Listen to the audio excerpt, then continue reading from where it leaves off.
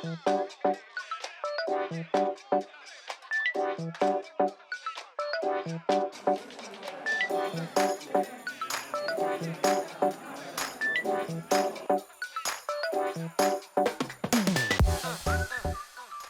è un timer, Pomodoro Timer, viene da una tecnica di tale Francesco Cirillo. Praticamente serve per mantenere l'attenzione in slot temporali di 25 minuti e poi fare una pausa di 5 minuti al termine della stessa. Quindi c'è una fase di 25 minuti di alta produttività, una pausa di 5, un'altra da 25, un'altra da 5, questo per 4 cicli, e poi una pausa lunga di 10 o 20 minuti. Questo è il tasto, diciamo, di reset per resettare il programma. Fa un accordo carino che è Do, Mi, Sol, Si, Re, Fa diesis, La, Do diesis. Praticamente diventa Do maggiore, Re maggiore, Mi maggiore, Fa maggiore, non so il nome di questa scala, però mi piace molto. È un po' un casino di cavi, anzi siamo riusciti comunque ad utilizzare soltanto 3 pin digitali invece di 12, usando la libreria SegSeft SevSeg Shift, che è un fork di SevSeg, che serve praticamente a usare questo display a 7 segmenti. Utilizzando praticamente questi due moduli riusciamo a utilizzare soltanto 3 pin digitali, che è un'ottima cosa, così possiamo avere anche una piccola cassina e anche un bottoncino. Tutti questi altri pin sono, diciamo, liberi.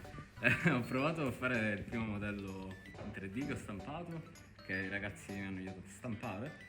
Purtroppo però non l'ho progettato benissimo, perché avrei dovuto fare più rinforzi qui, penso almeno 3 mm di diametro invece di 1.6, che è davvero piccolo. Comunque questo è, diciamo, come sarebbe dovuto essere per raccogliere un poco più di spazio questo display.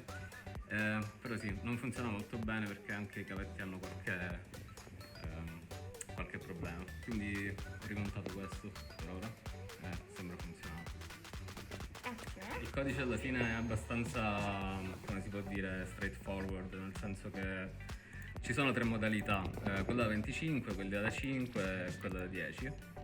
E questo è una specie di selettore di modalità, è un array, quindi a 25, 5, 10. Poi le varie variabili, una funzione di reset, che è quella che avviene qui. Poi altre variabili. Comunque la funzione principale è questa, il countdown, che prende come argomento dei millisecondi, quindi un float. In realtà in minuti, il fatto. Un float in minuti, quindi può essere anche 0.1 per 10 secondi, cose varie.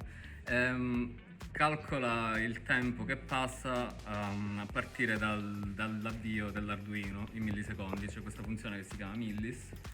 Quindi praticamente millis va a calcolare la differenza fra il countdown e il tempo che è passato da quando l'Arduino è acceso. Converte in minuti il tempo e in secondi e crea questo numero che in realtà è 24,13, ma in realtà è 2412.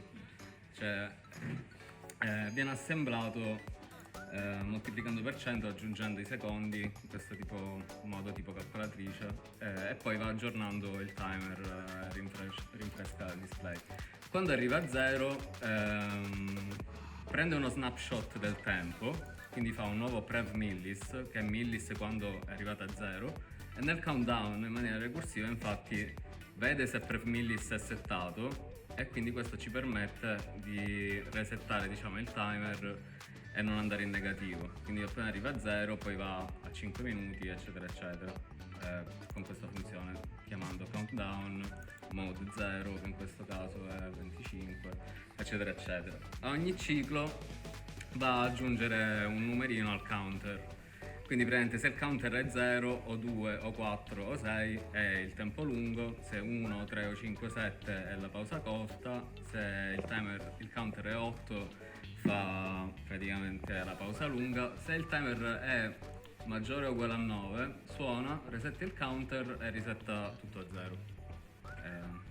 E questo, se premi resetta tutto.